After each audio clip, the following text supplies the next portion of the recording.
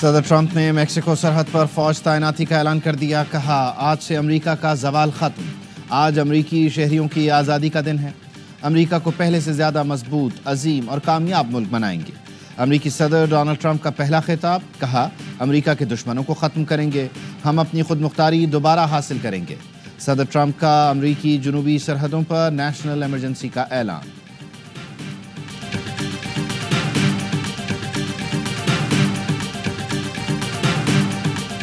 Donald Trump نے 47ویں امریکی صدر کا حلف اٹھا لیا. نائب صدر جے ڈی وینس نے بھی حلف اٹھایا. حلف برداری کی تقریب میں ٹرمپ کے اہل خانہ، سابق صدور ایلان ماسک، مارک زکربرگ اور جیف بیزوس سمیت دنیا بھر سے اہم شخصیات شریک ہوئیں. صدر مملکت آصف علی زرداری اور وزیر اعظم شہباز شریف کی ڈونلڈ ٹرمپ کو حلف اٹھانے پر مبارکباد.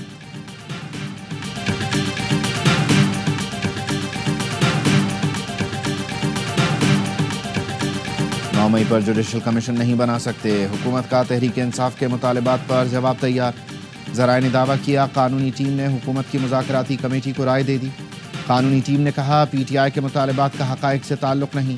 حکومتی مذاکراتی کمیٹی کے ترجمان سینیٹر عرفان صدیقی کی تردید. کہا کمیٹی میں شامل جماعتیں مشاورت کر رہی ہیں. حتمی جواب تیار کرنے میں 1 ہفتہ لگ سکتا ہے.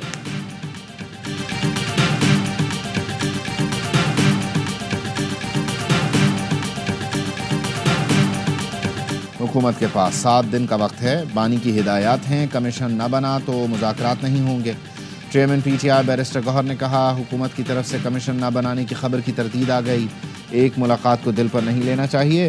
امن و امان سے متعلق ملاقات کو مذاکرات نہیں کہہ سکتے.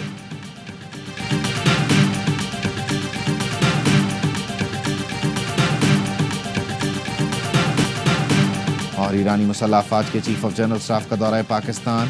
میجر جنرل محمد باقری کی سیاسی اور عسکری قیادت سے ملاقاتیں. صدر مملکت آصف علی زرداری سے ملاقات میں 2 طرفہ تعلقات پر گفتگو. ایرانی چیف آف جنرل اسٹاف کی جی ایچ کیو میں army chief general Syed Asim Munir سے ملاقات. علاقائی سیکیورٹی صورتحال اور باہمی دفاعی تعاون پر تبادلہ خیال. جی ایچ کیو پہنچنے پر میجر جنرل محمد باقری کو گارڈ آف آنر پیش کیا گیا. پیپلز پارٹی کا وزیر اعظم کے ایوان میں آنے تک تعاون سے انکار. اسپیکر چیمبر میں نون لیگ کے پیپلز پارٹی سے مذاکرات. ذرائع کے مطابق حکومتی رہنماؤں نے پیپلز پارٹی کو ایوان میں ساتھ دینے کی درخواست کی. پیپلز پارٹی نے زیر التوا معاملات پر وعدے پورے کرنے کی یقین دہانی مانگی. خواجہ آصف کا وزیر اعظم شہباز شریف سے ٹیلی فون پر رابطہ. پی پی کے موقف سے آگاہ کیا.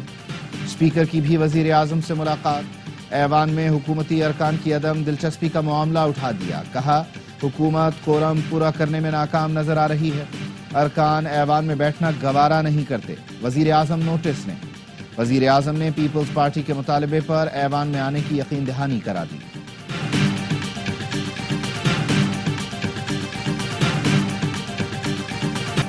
مراکش کشتی حادثہ نہیں، قتل عام تھا.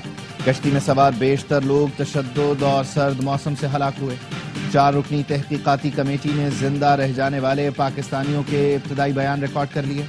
پاکستانیوں نے بتایا ملزمان نے کشتی کھلے سمندر میں کھڑی کی اور تاوان مانگا. تاوان دینے والے 21 پاکستانیوں کو چھوڑ دیا گیا. کشتی میں موجود افراد کو کھانے پینے کی قلت کا بھی سامنا تھا. ذرائع کے مطابق کشتی انٹرنیشنل ہیومن ٹریفکنگ ریکٹ کی نگرانی میں تھی. اس میں سینیگال، موریتانیہ اور مراکش کے اسمگلرز ہیں.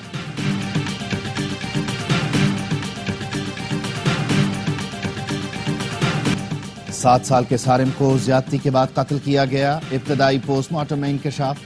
سارم کو گلا دبا کر قتل کیا گیا. بچے کی گردن کی ہڈی ٹوٹی ہوئی تھی. S S P Anil Haider نے بتایا سارم کو 5 روز پہلے قتل کر کے لاش ٹینک میں پھینکی گئی. پولیس نے شک کی بنا پر قریبی عزیز اظہر کو حراست میں لے لیا. زیر حراست شخص کا ڈی این اے کرایا جا رہا ہے.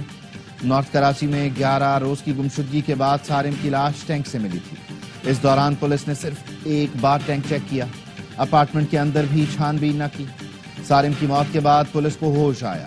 سی آئی اے اسپیشلائز یونٹ نے چھاپا مار کر خالی فلیٹس کو سرچ کیا. پرانی کھڑی گاڑیوں کو بھی سراغ رسا کتوں سے چیک کیا گیا. 2 مشتبہ افراد کو حراست میں لے لیا گیا. شبہ ظاہر کیا کہ سارم کو باہر ہی نہیں لے جایا گیا تھا. اتنی سردی میں میرا بچہ نہ جانے کہاں ہوگا. اس نے تو گرم کپڑے بھی نہیں پہن رکھے. کراچی گارڈن سے لاپتہ 4 سالہ علیان کی والدہ کا برا حال.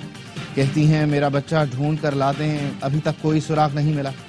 کراچی پولیس گارڈن سے لاپتہ 2 بچے تلاش نہ کر سکی۔ 4 سالہ علیان اور 6 سال کا علی رضا 7 روز پہلے لاپتہ ہوئے۔ علی رضا کے والد کا کہنا ہے آج بھی کئی جگہ ڈھونڈا لیکن بچے نہیں ملے۔ ڈی آئی جی ساؤتھ نے کمیٹی بنا دی، کہا بچوں کی بازیابی کے لیے ہر ممکن کوشش کر رہے ہیں۔ 3 مشکوک افراد کو حراست میں لیا ہے، جائے وقوع کی جیو فینسنگ بھی کی گئی۔ فارم 45 اور 47 میں فرق ہے تو کوئی ایک صحیح ہوگا۔ فارم کو جانچنے کے لیے پوری انکوائری کرنا ہوگی۔ پہلے بھی دھاندلی کا ایشو اٹھا تھا، ہمارے پاس کارروائی کا اختیار نہیں، اس لیے انکوائری کے لیے آرڈیننس لانا پڑا تھا۔ جسٹس جمال مندوخیل کے انتخابی دھاندلی کے کیس میں ریمارکس۔ سپریم کورٹ نے بانی کے وکیل حامد خان کو رجسٹرار آفس کے اعتراضات پر تیاری کا وقت دے دیا۔ جسٹس محمد علی مظہر نے کہا حامد صاحب آپ آئندہ سماعت پر تیاری کے ساتھ آئیں، سماعت غیر معینہ مدت کے لیے ملتوی۔ سپریم کورٹ بینچز کے اختیارات کا کیس مقرر نہ ہونے پر سپریم کورٹ کے ججز برہم۔ ایڈیشنل رجسٹرار نذر عباس کو توہین عدالت کا شو کاز نوٹس، آج ذاتی حیثیت میں پیش ہونے کا حکم۔ جسٹس منصور علی شاہ نے پوچھا جو مقدمہ مقرر کرنے کا حکم دیا تھا وہ کیوں نہیں لگا؟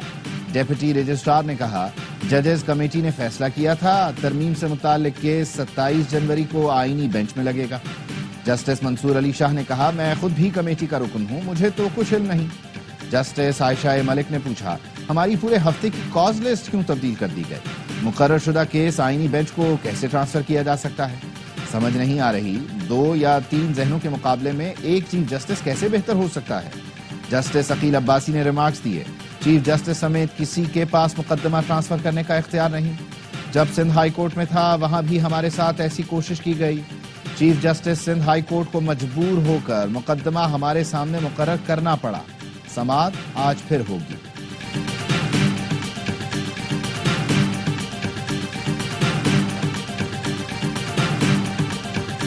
غزہ میں جنگ بندی کے بعد پہلی صبح زندگی معمول پر آنے لگی۔ خان یونس میں ملبے اور کھنڈرات کے درمیان بازار سج گیا، لوگوں کی چہل پہل۔ 3 مقامات سے امدادی سامان کے ٹرک غزہ میں داخل، گاڑیوں میں آٹا اور تیار کھانوں کے پارسل موجود۔ عیسائیوں کے روحانی پیشوا پوپ فرانسس نے جنگ بندی کا خیر مقدم کرتے ہوئے 2 ریاستی حل تک پہنچنے کی امید بھی ظاہر کر دی۔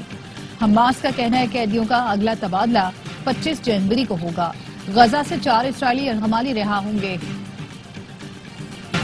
غزہ میں جنگ بندی پر جماعت اسلامی کا یوم عزم و تشکر۔ کراچی میں شاہراہ قائدین پر جلسہ، خواتین اور بچوں کی بھی شرکت۔ امیر جماعت اسلامی حافظ نعیم الرحمان نے خطاب میں کہا اسرائیل نے بدترین جنگی جرائم کیے لیکن اہل غزہ نے استقامت کا مظاہرہ کیا۔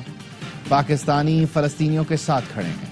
قوم نے اسرائیل کو سپورٹ کرنے والی مصنوعات کا بائیکاٹ کیا۔ امریکہ کے کہنے پر کبھی اسرائیل کو تسلیم نہیں کیا جا سکتا۔ اگر حکومت یا اپوزیشن میں سے کسی نے سافٹ کارنر دکھانے کی کوشش کی تو پاکستانی عوام انہیں عبرت کا نشان بنا دیں گے۔ بہت سے ملک اسرائیل کو تسلیم کرنے جا رہے تھے لیکن طوفان الاقصی نے سارے ارادے تباہ کر دیے۔ بلوچستان، خیبر پختونخوا اور کشمیر میں برف باری کا سلسلہ جاری۔ کوئٹہ، مستونگ، کوجک ٹاپ، خانوزئی، کان مہترزئی برف سے ڈھک گئے۔ زیارت میں 3 انچ تک پڑی برف نے سردی کی شدت بڑھا دی۔